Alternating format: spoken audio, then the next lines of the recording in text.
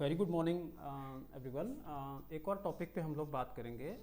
वो एक बहुत इम्पॉर्टेंट टॉपिक है हिस्ट्री ऑप्शनल में, पेपर 1 में जो है। Almost every year UPSC ask the questions. So PIQs के पॉइंट ऑफ व्यू से हमने इसके ढेर सारे एस्पेक्ट प्रिपेयर किए हैं कि किन कौन कौन एस्पेक्ट हम लोग बात करेंगे। Almost every year, either directly or indirectly, UPSC asks question from it, but one of the most complicated topic in Indian history. Complicated क्यों है? क्योंकि हम इंडियन फ्यूडलिज्म की बात कर रहे हैं, जिसको लेकर के बहुत फायर्स हिस्टोरिकल डिबेट्स रही हैं। Many of the historians don't really agree with the term used here, Indian feudalism. तो जिसकी वजह से पिछले 100 ईयर्स में इस पर सबसे ज़्यादा ये सबसे ज़्यादा डिबेटेबल टॉपिक रहा है। Also this phenomena took place pre और अर्ली मिडाइवल इंडिया। और अर्ली मिडाइवल इंडिया जो फेज़ है वो पॉलिटिकली, सोशली और इकोनॉमिकली बहुत कॉम्प्लिकेटेड है, क्योंकि this was the period of Indian history जहाँ पे बहुत ज़्यादा पॉलिटिकल फ्रेगमेंटेशन होता है और एक ट्रांजिशन स्टार्ट होता है। क्योंकि हम एंशिएंट से मिडाइवल की ओर ट्रांजिशन कर रहे हैं, तो ट्रांजिशन पीरियड्स हिस्ट्री में जो हैं बहुत कॉम्प्लिकेटेड होते हैं। उसमें डेट्स काफ़ी ज़्यादा इधर उधर होती हैं, तो जिसकी वजह से ये सबसे ज़्यादा एनालिटिकली और फैक्चुअली दोनों पॉइंट ऑफ व्यू से थोड़ा सा कॉम्प्लिकेटेड टॉपिक है। But despite that we will try to understand. हमने पीआईक्यूज़ एनालिसिस के हिसाब से हमने इतने सारे एस्पेक्ट प्रिपेयर किए हैं। पीआईक्यूज़ के हिसाब से सारे एस्पेक्ट प्रिपेयर नहीं किए, बट पीआईक्यूज़ के बेस पे हमने ये देखा है, उसको आने वाले क्वेश्चंस को एंटिसिपेट करने की कोशिश की है। जैसे कि यूपीएससी एक बार प्रोपोनेंट्स ऑफ इंडियन फ्यूडलिज्म पूछ चुका है रिसेंट ईयर में। तो हम लोग प्रिपेयर कैसे किया जाते हैं टॉपिक्स को, ये चीज़ समझिए। जो जब यूपीएससी के हम पीआईक्यूज़ का एनालाइज करते हैं, और एनालाइज करने के बाद उसके बेस पे not only we will try to include those aspects in our topic when we are preparing that particular topic, या उसके नोट्स बना रहे हैं या उसका एनालिसिस कर रहे हैं, उसके बेस पे हम लोग फ्यूचर क्वेश्चंस को भी प्रिडिक्ट करते हैं। कि सपोज कि जैसे मैंने अभी बोला कि यहाँ पे आप देखेंगे यूपीएससी ने एक बार प्रोपोनेंट्स ऑफ इंडियन फ्यूडलिज्म पूछा है, तो हो सकता हो वो ओपोनेंट्स ऑफ इंडियन फ्यूडलिज्म पूछ ले कभी, वो जो हम आगे समझेंगे कि क्या है। तो हमने इस तरीके से इसके मल्टीपल एस्पेक्ट्स और थीम्स प्रिपेयर किए हैं, किस तरीके से हमको इस टॉपिक को समझना है। तो इतने सारे एस्पेक्ट हैं जो हमको कवर करने हैं। पहले हम कॉन्सेप्चुअल अंडरस्टैंडिंग डेवलप करेंगे कि ये कॉन्सेप्ट है क्या, और इसको लेकर के हिस्टोरियंस के बीच में कितना एग्रीमेंट और कितना डिसएग्रीमेंट है। दूसरा चीज़, हम पीरियोडाइजेशन स्टेजेस समझेंगे। पीरियोडाइजेशन ऑफ स्टेजेस की एक फैक्चुअल अंडरस्टैंडिंग भी होनी चाहिए कि कब से कब के बीच में डेवलप हुआ और उसमें लैंड ग्रांट सिस्टम का क्या रोल था। उसके बाद ये भी एक यूपीएससी के लिए क्वेश्चन का एरिया हो जाता है। हालांकि रिसेंट ईयर्स में factors contributing to Indian feudalism directly नहीं पूछा है, बट इनडायरेक्टली पूछा है। उसके बाद एक क्वेश्चन यूपीएससी पूछता है आर्कियोलॉजिकल एविडेंसेज। तो आर्कियोलॉजिकल एविडेंसेज में हम लोग 3 डिफरेंट आर्कियोलॉजिकल एविडेंसेज समझने की कोशिश करेंगे। एक तो सेटलमेंट पैटर्न्स हैं, जैसे सेटलमेंट पैटर्न्स किस तरीके से हमें बताते हैं कि उस टाइम पे फ्यूडलिज्म था। दूसरा कॉइन्स हैं और इंस्क्रिप्शंस हैं। इनके जरिए हम आर्कियोलॉजिकल, क्योंकि देखिए हिस्ट्री ऑप्शनल में ये ज़रूरी होता है कि जब भी हम कोई पर्टिकुलर चीज़ को एक्सप्लेन कर रहे हैं, एनालाइज कर रहे हैं, तो what are the supportive arguments we have, तो एविडेंसेस देना बहुत ज़रूरी होता है। एक ये अगर टाइम बचा तो चूँकि हम और भी कवर करेंगे, मेरा ये था कि इसमें लिटरेरी एविडेंसेस को शामिल करना ज़रूरी है, क्योंकि अगर वो आर्कियोलॉजिकल एविडेंसेस पूछ चुका है तो लिटरेरी एविडेंसेस को भी इसमें शामिल किया जाना चाहिए। उसके बाद इंडियन फ्यूडलिज्म के की फीचर्स क्या हैं, है ना, पॉलिटिकल फीचर्स क्या थे, इकोनॉमिक फीचर्स क्या थे, सोशियो कल्चरल फीचर्स क्या थे, किस तरीके से वो उस टाइम पीरियड के डिफरेंट थीम्स में डिफरेंट जो एस्पेक्ट्स हैं उनमें मैनिफेस्ट होता है इंडियन फ्यूडलिज्म। उसके बाद मोस्ट इंपॉर्टेंट हिस्टोरियोग्राफिकल डिबेट्स क्या है इसको लेकर के, और मेजर स्कॉलर्स कौन कौन एसोसिएटेड हैं और उनके थॉट्स क्या हैं। उसके बाद 2 proponents and opponents of Indian feudalism. Although हम लोग जब हिस्टोरियोग्राफिकल डिबेट करेंगे इंडियन फ्यूडलिज्म में, तो हमें वहाँ पर समझ में आ जाएगा, लेकिन मैंने ये अलग से हेडिंग बना रखी है क्योंकि यूपीएससी सेम चीज़ को अलग अलग वेंटेज पॉइंट से पूछता है।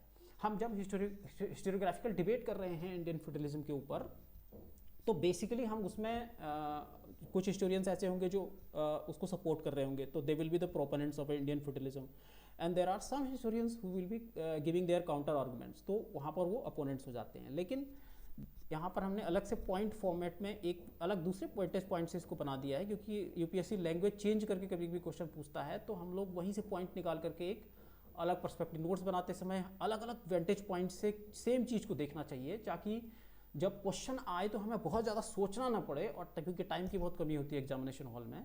और लास्ट वो है इम्पैक्ट ऑफ फ्यूडलिज्म, तो उसको भी हमने कैटेगराइज और सब कैटेगराइज किया है कि इकोनॉमिकली इकोनॉमिक मैनिफेस्टेशन किस तरीके से उसने इकोनॉमी को इम्पैक्ट किया, इकोनॉमी में एग्रीकल्चर को कैसे इम्पैक्ट किया, ट्रेड को कैसे किया और एग्रीकल्चर को कैसे किया। उसके बाद पॉलिटिकल मैनिफेस्टेशन कैसे होता है, उस अर्ली मेडाइवल इंडिया के और लेटर गुप्ताज के पॉलिटिकल स्ट्रक्चर को और पॉलिटिकल प्रोसेस को इसने किस तरीके से इम्पैक्ट किया, and then society and culture. तो इतने एस्पेक्ट और थीम्स को हम लोग लेकर के चलेंगे इंडियन फ्यूडलिज्म के पॉइंट ऑफ व्यू से। बट सबसे पहले हम समझेंगे कि फ्यूडलिज्म होता क्या है। देखिए, फ्यूडलिज्म क्या था कि हमको पता है कि रोमन एम्पायर जो कि एक सेंट्रलाइज, उससे भी पहले हम जाएं तो हिस्ट्री में है क्या कि मोबिलाइजेशन कैसे हुआ है लोगों का, ऑर्गेनाइजेशन कैसे हुआ है, विलेज से ग्रुप ऑफ विलेज और वहाँ से अर्बन सेंटर से स्टेट, एक सेंट्रलाइज्ड स्टेट बना। तो स्टेट बनने की जो प्रोसेस थी, हमको पता है कि 10,000 ईयर्स अगो ग्लोबल लेवल पर एग्रीकल्चर रेवोल्यूशन होती है। एग्रीकल्चर रेवोल्यूशन से क्या हुआ, सरप्लस प्रोडक्शन से उस जो रिसोर्सेज मिले उससे स्टेट बनने की प्रोसेस स्टार्ट होगी। तो डिसेंट्रलाइजेशन और फ्रेगमेंटेशन से हम सेंट्रलाइजेशन की ओर बढ़े हैं हिस्ट्री में। जैसे इंडियन हिस्ट्री में आप देखेंगे कि 7,000 ईयर्स अगो मेहरगढ़ में एग्रीकल्चर की बिगिनिंग होती है, वहाँ से सरप्लस प्रोडक्शन से लेकर के वही सरप्लस प्रोडक्शन एक दिन हड़प्पा सिविलाइजेशन तक की ओर ले जाएगा। उसी तरीके से सेकंड फेज ऑफ अर्बनाइजेशन होगा during the Mahajanapadas and Magadha empire, Maurya से पहले। उसमें क्या होता है, आयरन टेक्नोलॉजी, एग्रीकल्चर और स्टेट फॉर्मेशन। तो पॉलिटिकल सेंट्रलाइजेशन जो होता है वो बहुत ज़रूरी होता है अर्बन सिविलाइजेशन के लिए। वही चीज़ यूरोप में हुई थी।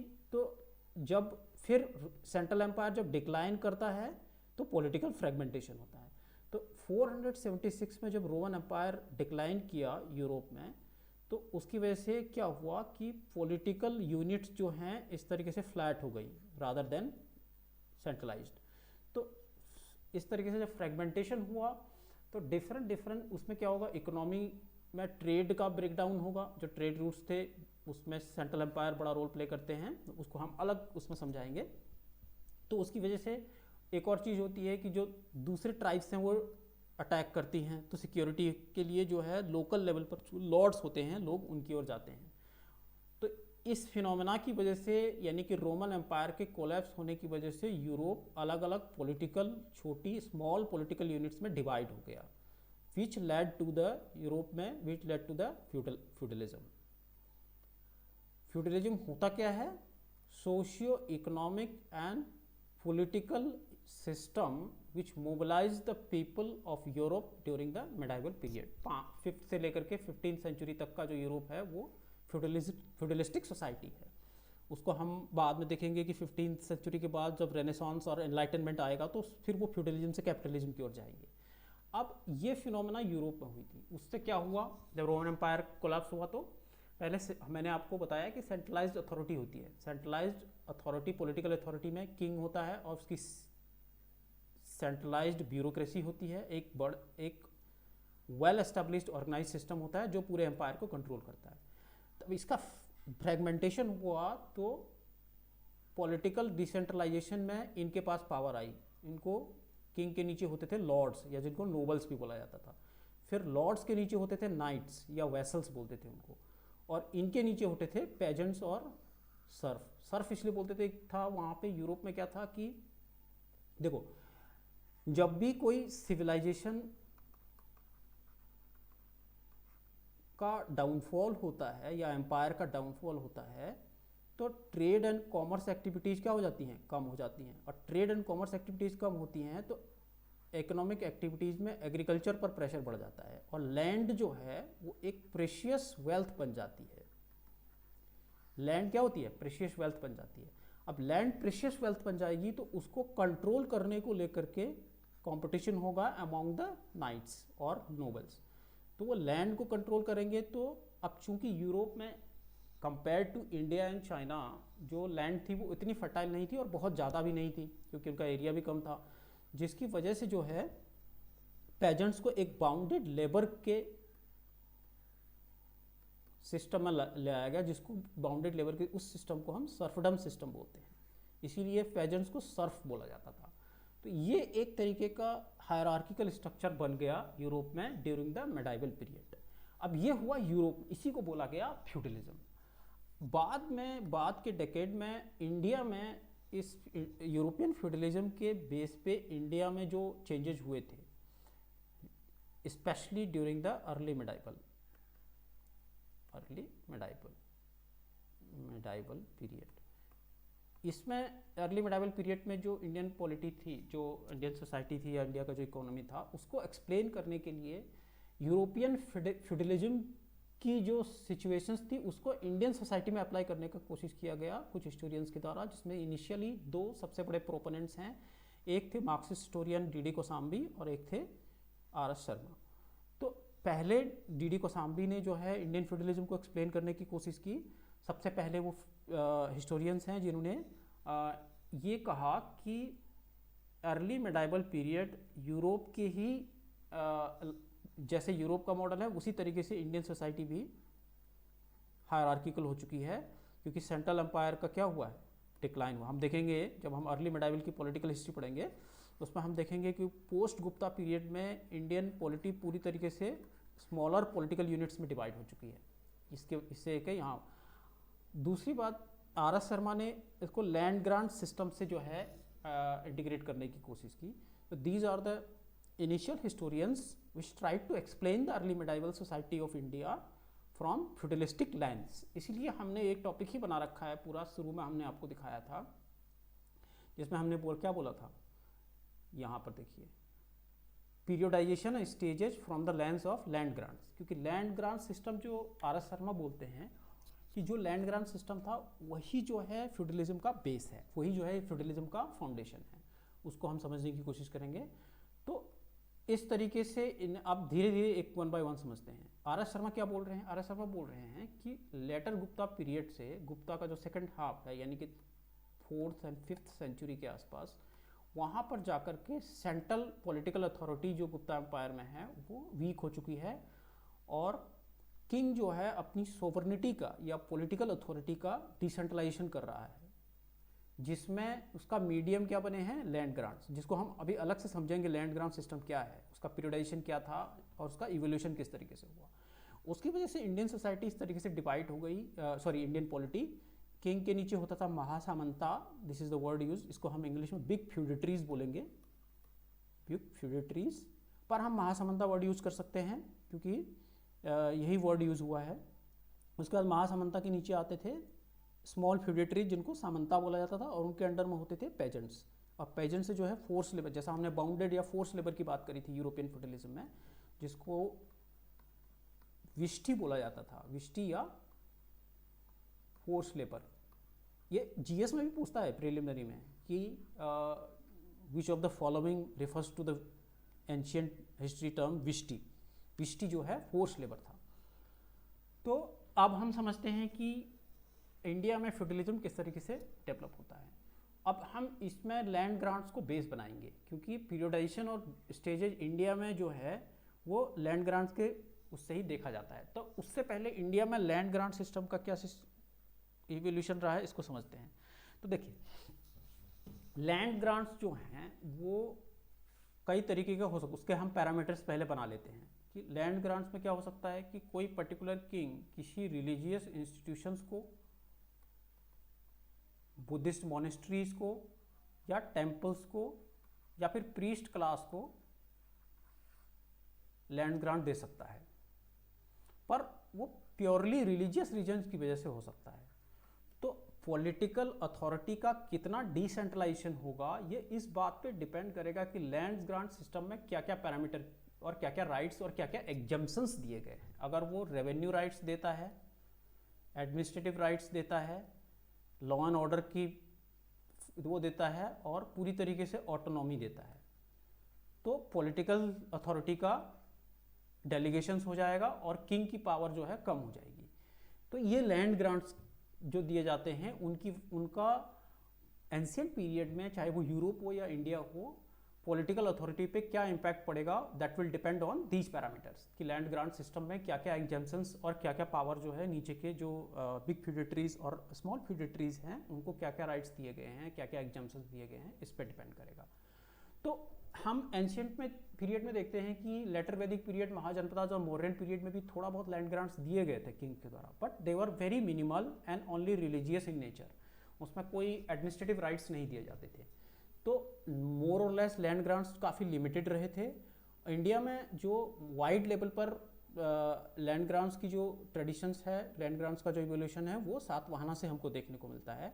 सातवाहना पीरियड जो है 1st सेंचुरी से 3rd सेंचुरी के बीच डेक्कन रीजन्स में आया था, जिसको हम पॉलिटिकल हिस्ट्री में पढ़ेंगे। और दूसरी चीज़ यह है कि जब भी आप हिस्ट्री में कोई चीज़ एक्सप्लेन करते हैं तो हमेशा एविडेंस देना।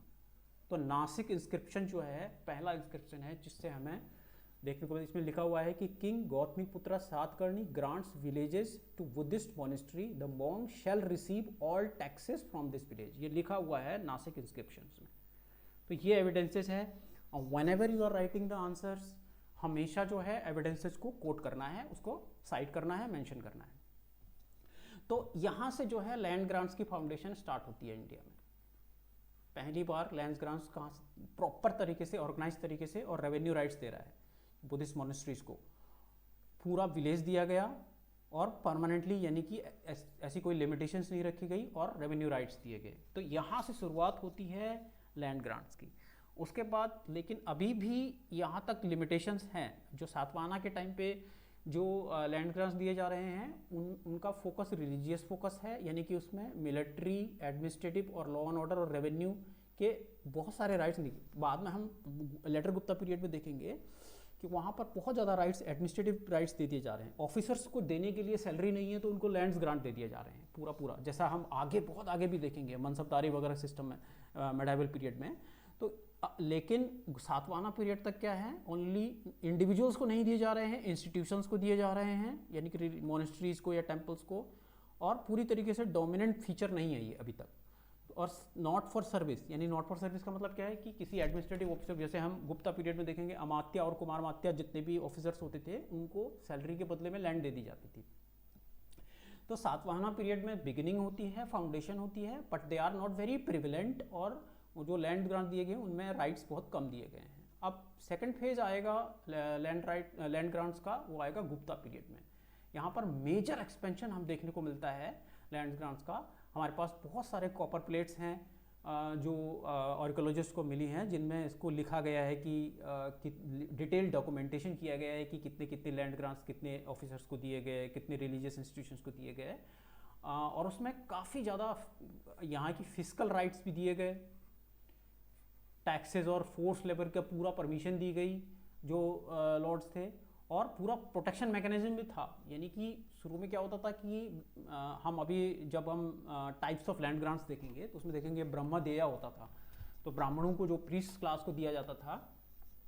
तो बहुत सारे हमारे पास ऐसे एविडेंसेज मिले हैं जिसमें ये कहा गया है कि लैंड ग्रांट्स को अगर वापस लिया गया तो किंग के ऊपर कर्स फार्मूलाज वो किए गए हैं, वार्निंग दी गई है फ्यूचर किंग्स को कि अगर आप लैंड ग्रांट्स को वापस लेंगे, क्योंकि जो प्रीस्ट क्लास होता था उसका एक इन्फ्लुएंस होता था और वो पॉलिटिकल वैलिडिटी और पॉलिटिकल लेजिटिमेसी प्रोवाइड करता था जो पावर होती थी उसके लिए।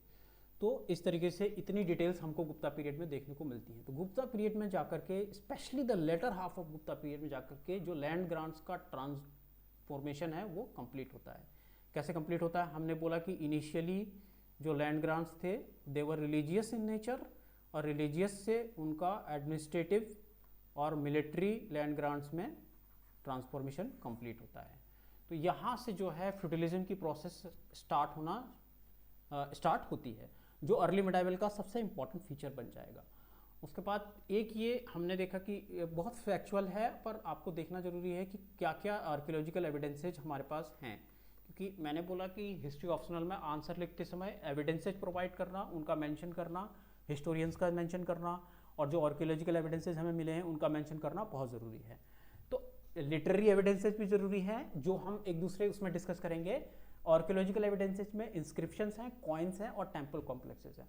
अब इनको इंस्क्रिप्शंस में तो काफ़ी ज़्यादा मेंशन किया गया है, उसको हम देखेंगे। कुछ की इंस्क्रिप्शन, अर्ली इंस्क्रिप्शंस जो हैं हमको सातवाहना पीरियड के मिलते हैं, जैसे नानाघाट इंस्क्रिप्शंस है, नासिक इंस्क्रिप्शंस है। उसके अलावा 3rd सेंचुरी में खारवेला का हाथी गुम्फा इंस्क्रिप्शन जो बहुत पॉपुलर है, we study that from different perspective, क्योंकि वो खारवेला का जो इंस्क्रिप्शंस है उसका कुछ और पर्पस था, पर उसमें भी एक जगह पर लिखा गया है कि Kharavela, king Kharavela of Kalinga makes grants to promote Buddhism and public works, ऐसा लिखा गया है। तो ये एविडेंसेज हैं अर्ली इंस्क्रिप्शंस के। उसके बाद गुप्ता पीरियड में हमको बहुत सारे एरन कॉपर प्लेट्स मिलती हैं। मंदसौर इंस्क्रिप्शन बहुत ही इंपॉर्टेंट है, जिसमें जो है पूरी तरीके से किस तरीके से डिटेल्ड डॉक्यूमेंटेशन किया गया है कि किन किन को जो है लैंड ग्रांट्स दिए गए थे। उसके बाद अर्ली मेडाइवल पीरियड में भी हम लोगों को बहुत सारे इंस्क्रिप्शन देखने को मिलते हैं। चालुक्य और राष्ट्रकूटाज के कांगड़ा प्लेट्स है, राजगंडा प्लेट्स है, वहाँ से हमको देखने को मिला। उसके बाद कॉइन्स, हमने बोला था कि आर्कियोलॉजिकल एविडेंसेस में दूसरा जो इम्पॉर्टेंट एस्पेक्ट है वो है कॉइन्स। तो कॉइन्स कैसे एक्सप्लेन करते हैं कि पॉलिटिकल फ्रेगमेंटेशन हो रहा था। तो देखिए, अगर सेंट्रल एम्पायर है तो वो पूरे एम्पायर में कॉइन्स जो हैं सेम होंगे। जैसा मौर्य पीरियड है तो मौर्य का जहाँ जहाँ तक जोग्राफिकल एक्सटेंशन होगा वहाँ वहाँ तक जो है कॉइन्स कॉइन्स में यूनिफॉर्मिटी होगी। तो लेकिन पॉलिटिकल फ्रेगमेंटेशन होगा तो पॉलिटिकल यूनिट्स क्या होंगी, डिवाइड हो जाएंगी। तो हर पॉलिटिकल रीजन्स के अपने अपने कॉइन्स देखने को मिलेंगे। तो इससे क्या पता चलता है कि लोकल रूलर्स और फ्यूडेटरीज जो बन गए थे, जिनको बहुत ज़्यादा लैंड ग्रांट मिल गया था, वो अपने अपने कॉइन मिंट करते थे। तो इसी पीरियड में अर्ली मिडाइवल में हमको कॉइन्स में काफ़ी ज़्यादा वैरायटी देखने को मिलती है, which proves that there was no uniformity in the currency. तो यूनिफॉर्मिटी नहीं है तो उससे पता चल रहा है कि कोई सेंट्रलाइज्ड अथॉरिटी नहीं है, पॉलिटिकल फ्रेगमेंटेशन हो चुका है। दूसरा, टेम्पल बेस्ड इकोनॉमी एक इंपॉर्टेंट एस्पेक्ट है। टेम्पल बेस्ड इकोनॉमी क्या था कि हमने बोला लैंड ग्रांट्स जो हैं, टाइप्स ऑफ लैंड ग्रांट्स की हम बात करेंगे तो ब्रॉडली स्पीकिंग 4 टाइप के लैंड ग्रांट्स होते थे। सातवाहना में ब्रह्मदेया,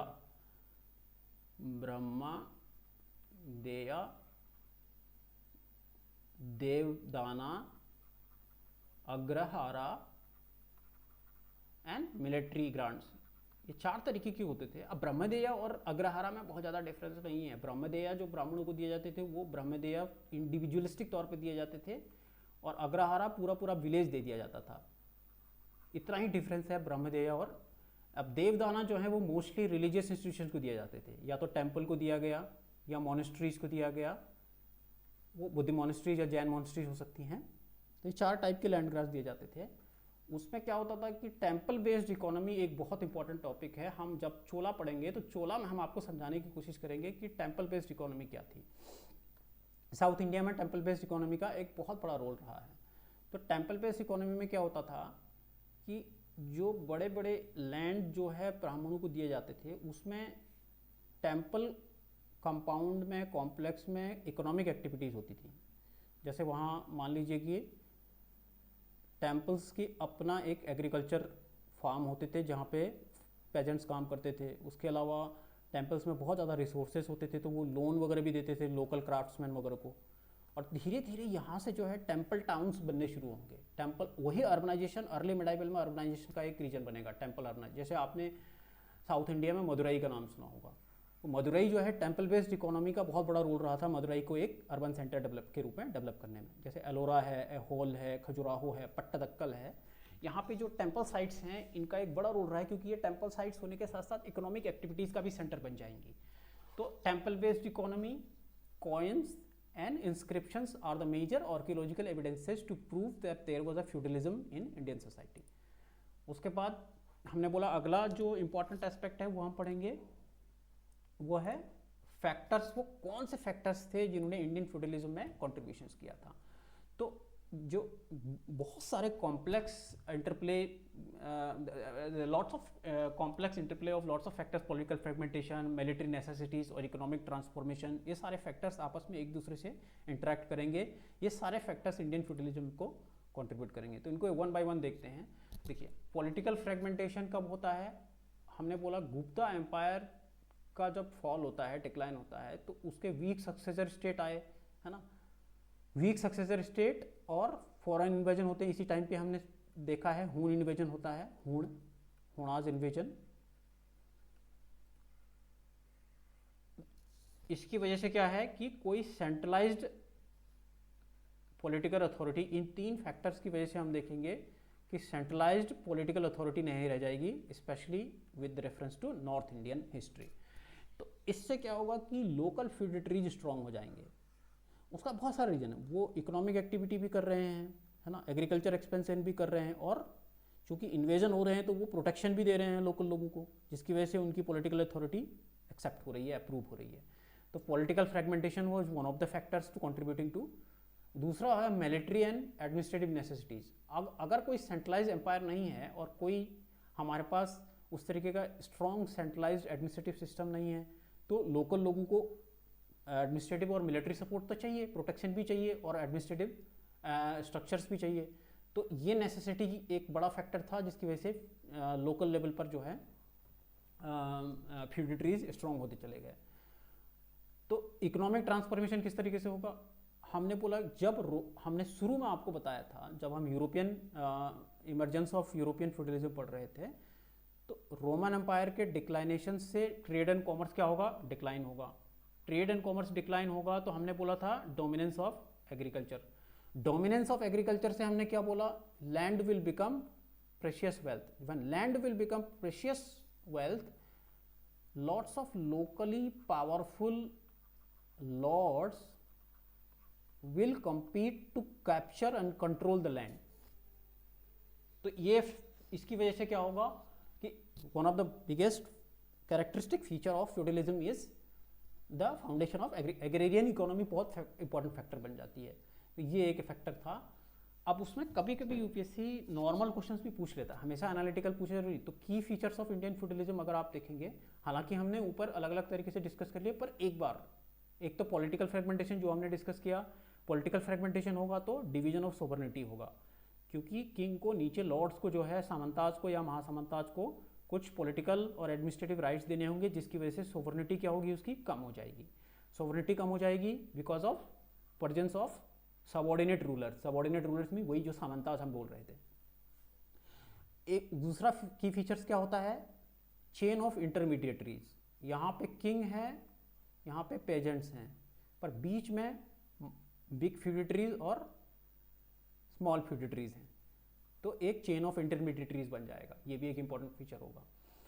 उसके बाद डिक्लाइन हो जाएगा ट्रेड एंड कॉमर्स में। ट्रेड एंड कॉमर्स डिक्लाइन हो जाएगा तो मॉनेटरी इकोनॉमी, क्योंकि आपको पता है कि ट्रेड एंड कॉमर्स के लिए करेंसी का बहुत बड़ा रोल होता है, और हमारे पास बहुत सारे एविडेंसेस भी हैं। अर्ली मिडाइवल पीरियड में the quality of gold coins was lower than the quality of gold coins which was found during the Kushana period और पोस्ट मौर्यन पीरियड।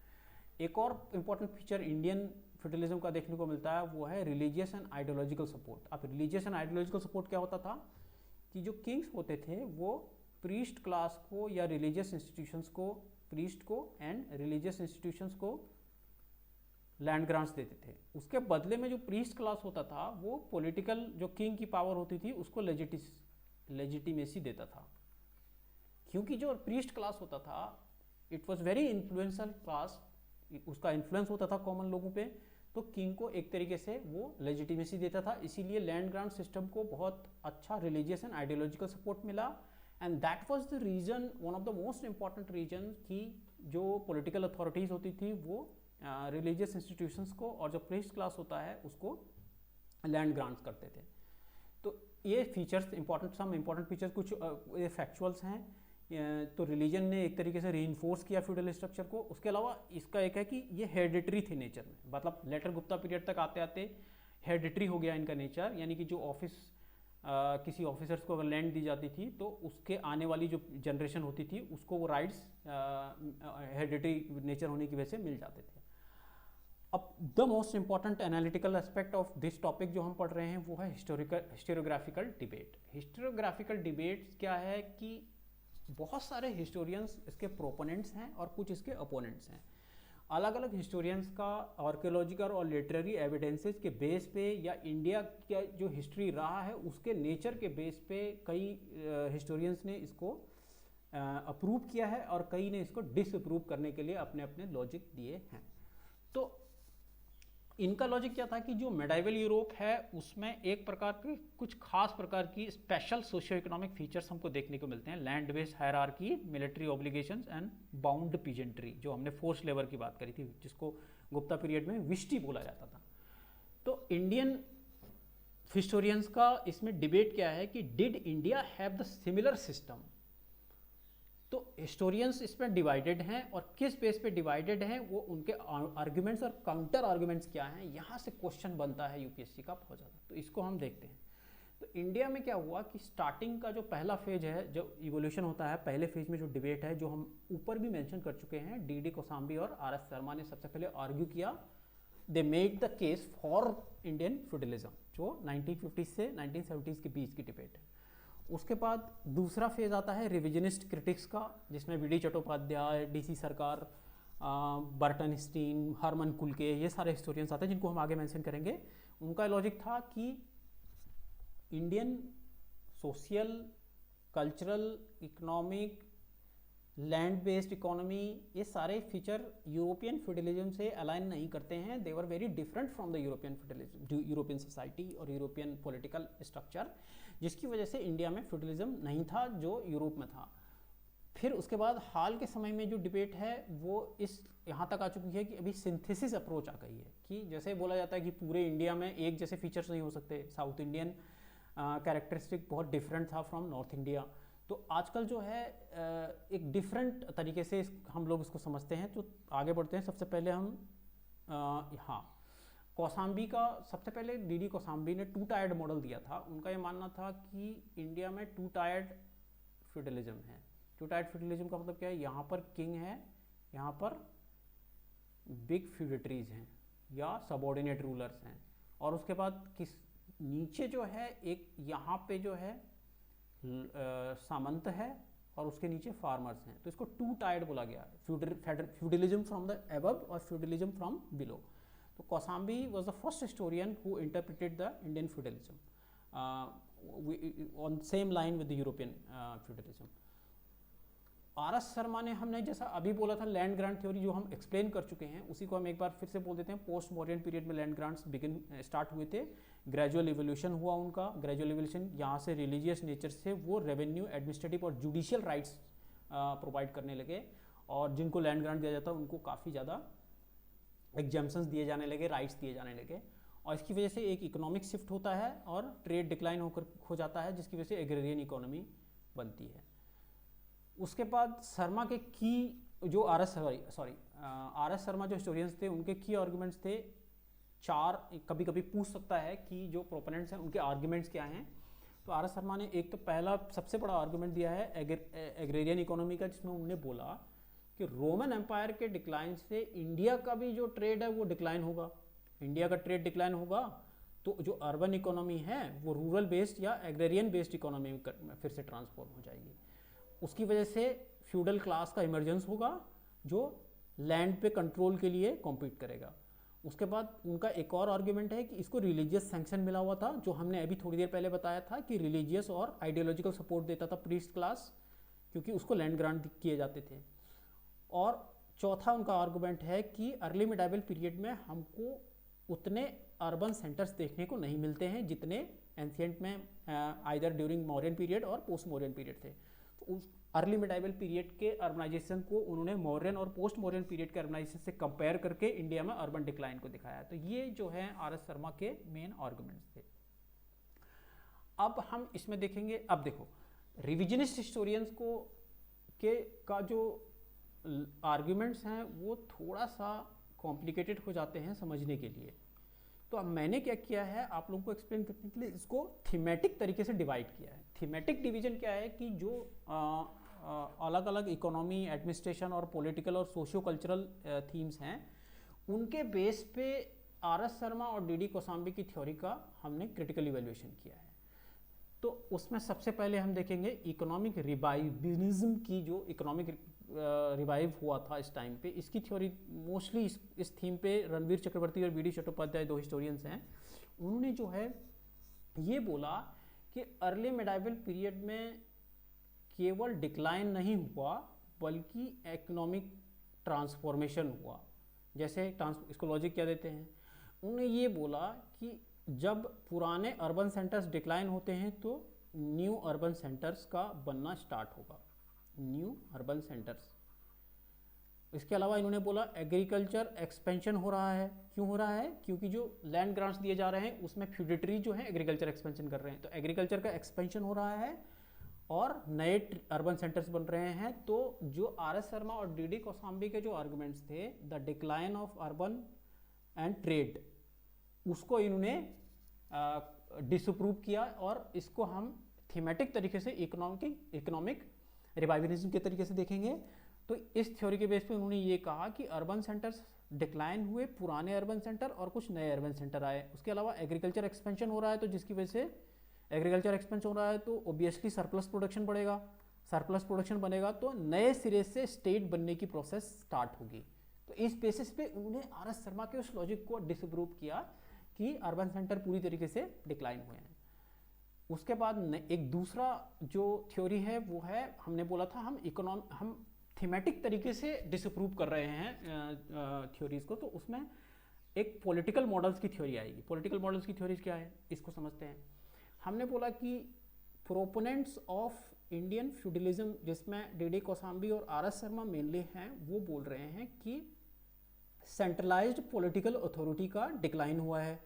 अब सेंट्रलाइज्ड पॉलिटिकल अथॉरिटी का डिक्लाइन हुआ है और फ्यूडलिज्म आया है, तो इसके बजाय दो थ्योरीज इसमें हमको पढ़ने को मिलती है। एक तो है सेगमेंटरी स्टेट मॉडल और दूसरा है इंटीग्रेटिव स्टेट मॉडल। दोनों, एक बर्टन स्टीन की थ्योरी है सेगमेंटरी, बर्टन स्टीन को हम लोग चोला एम्पायर और विजयनगरा में भी पढ़ेंगे। सेगमेंटरी स्टेट मॉडल और इंटीग्रेटिव है हार्मन कुल्के का। ये क्या बोल रहे हैं, तो पीछे बैकग्राउंड में जाएंगे एक बार फिर से थोड़ा सा उसको मेंशन करते हुए कि ताकि हमारा फ्लो बना रहे हैं।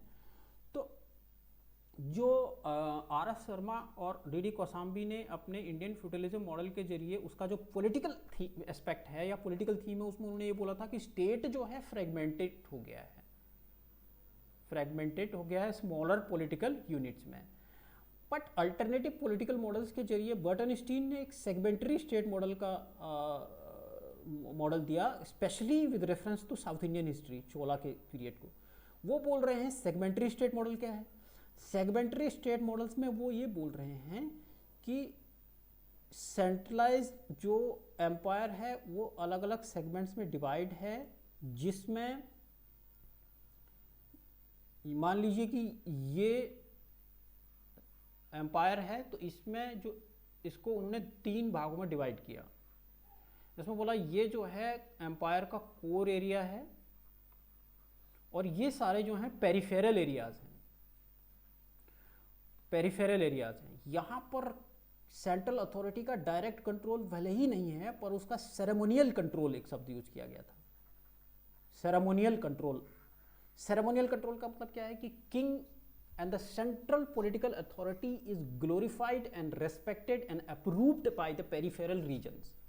तो इसको वो इनडायरेक्ट कंट्रोल की किस कैटेगरी में रख रहे हैं कि इनडायरेक्टली अभी भी जो है उसकी सोवरेनिटी है यहाँ पे, भले ही लोकल ऑटोनॉमी हो इंटरनल अफेयर्स को। जैसे हम चोला एडमिनिस्ट्रेशन में जब पढ़ेंगे कि जो उर और नगरम या जो लोकल गवर्नेंस सिस्टम था चोला का, वहाँ पे उसका सेंट्रल ब्यूरोक्रेसी के साथ क्या रिलेशंस था, तो सेरेमोनियल कंट्रोल की एक बात की जाती है। तो ये बोलते हैं कि पूरी तरीके से 100% जो पेरिफेरल रीजन्स है उनको 100% सोवरेनिटी या ऑटोनॉमी नहीं है, बल्कि जो सेंट्रल अथॉरिटी है उसका सेरेमोनियल कंट्रोल है इनके ऊपर। ये था segmentary state model. Integrative state model में हार्मन कुल्के बोलते हैं कि हमें, हार्मन कुल्के का लॉजिक क्या है, इंटीग्रेटिव स्टेट मॉडल में ये माना जाता है कि हम ये मान के नहीं चल सकते कि हमेशा सेंट्रल एम्पायर डिक्लाइन होकर के स्मॉलर पॉलिटिकल यूनिट्स में ट्रांसफॉर्म होगा। हम ये भी मान के चल सकते हैं कि smaller units, political units are coming together to form a centralized political authority. इस पेज पे कुल्के ये बोल रहे हैं कि जो पुराने गुप्ता पीरियड में जो स्टेट का डिक्लाइन हुआ है, उसके बाद जो एग्रीकल्चर एक्सपेंशन हुआ है और जो नए स्टेट फॉर्म हो रहे हैं वो मिलकर के धीरे धीरे इंटीग्रेट हो रहे हैं, and in the future they will lay the foundation for the formation of new state model.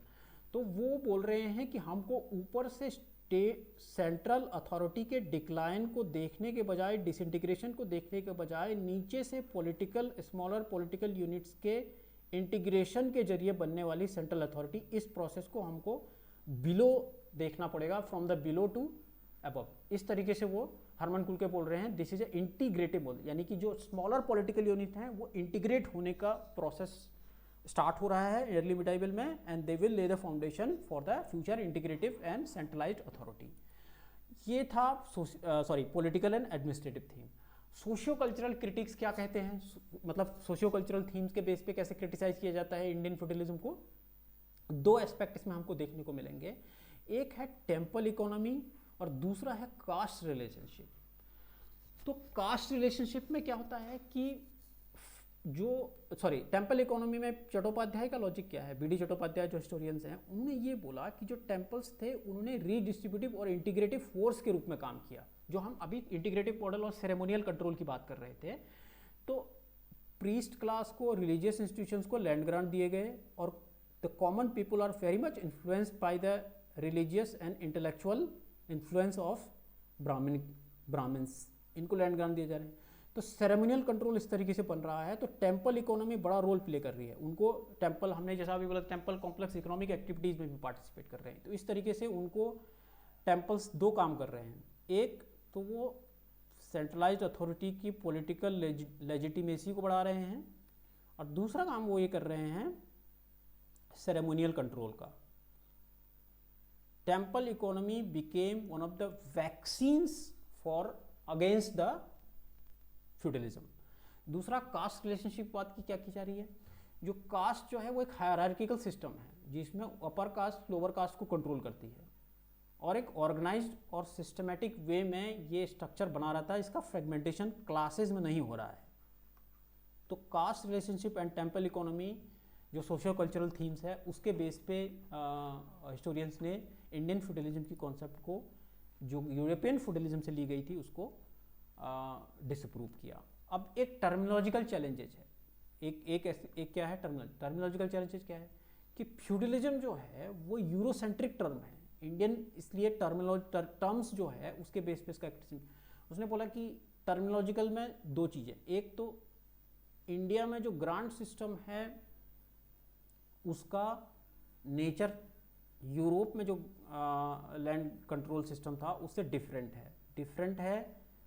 यहाँ पर मिलिट्री वर्ड, जो मिलिट्री थीम है वो less prominent compare to European feudalism. मतलब वहाँ पे क्या होता था कि हमने आपको यूरोपियन फ्यूडलिज्म समझाया था, तो उसमें हमने समझाया था कि वहाँ पे सिस्टम क्या है, king, noble, knights and peasants. तो नाइट्स जो है वो मिलिट्री सर्विस प्रोवाइड कराएगा जब भी जरूरत पड़ेगी, जिस भी नोबेल के अंडर में वो है, तो सारे नाइट्स नोबेल को, और नोबेल जो है किंग को military service. Military obligations were prominent in European feudalism compared to Indian feudalism. इस वजह से जो हिस्टोरियंस हैं वो बोलते हैं कि टर्मिनोलॉजिकल चैलेंजेस है because of the nature of land grants. उसके बाद दूसरा जो इंपॉर्टेंट है कि नो सर्फडम। सर्फडम में हमने क्या बोला था, यूरोप में जिस भी नाइट्स के अंडर जो लैंड होती थी उसमें जो सर्फ या जो पेजेंट्स होते थे, काम करते थे, वो पूरी तरीके से बाउंडेड होते थे, कॉन्ट्रैक्ट लिख दिया जाता था और उनकी पूरी लाइफ जो है उस नाइट से जुड़ी होती थी। इंडिया में एग्रीकल्चर लैंड की प्रॉब्लम नहीं थी, एक्सपेंशन कंटिन्यूसली, फर्टाइल लैंड थी, और पॉपुलेशन का इशू नहीं था। अब पॉपुलेशन का इशू नहीं होगा तो जो लॉर्ड्स हैं उनको हमेशा फार्मर्स मिलते रहेंगे, तो उनको कम पॉपुलेशन है यूरोप में, तो जिसकी वजह से क्या हो रहा है, उनको सर्फडम सिस्टम से बाउंड करने की जरूरत पड़ रही है, पर इंडिया में ऐसा केस नहीं है। तो इस बेसिस पे, टर्मिनोलॉजिकल चैलेंजेस के बेस पे, नेचर ऑफ लैंड ग्रांट्स और सर्फडम सिस्टम, इसके की क्रिटिक्स कौन है, डीसी सरकार जो एक है उन्होंने, और थॉमस ट्रॉटमैन है। तो इस बेसिस पे इन्होंने इसको डिसअप्रूव किया। अब इसमें देखिए इंडियन फ्यूडलिज्म में हमने हिस्टोरियोग्राफी डिबेट के बाद नोट्स प्रोवाइड कर दिए हैं, जो नीचे के कुछ पर्सपेक्टिव, उनको हम अगले क्लास में डिस्कस करेंगे। एक तो प्रोपोनेंट्स ऑफ इंडियन फ्यूडलिज्म है, अपोनेंट्स ऑफ इंडियन फ्यूडलिज्म है, और इम्पैक्ट्स ऑफ इंडियन फ्यूडलिज्म है। ये कुछ और नेक्स्ट क्लास में हम डिस्कस करेंगे, हालांकि हमने नोट्स में इसको प्रोवाइड करा दिया है। तो इसको अभी हम कंक्लूड करते हैं। ये एक इंडियन फ्यूडलिज्म के जो एस्पेक्ट हैं, important aspect in order to develop holistic understanding, इसको हमने डिस्कस किया था। Thank you very much.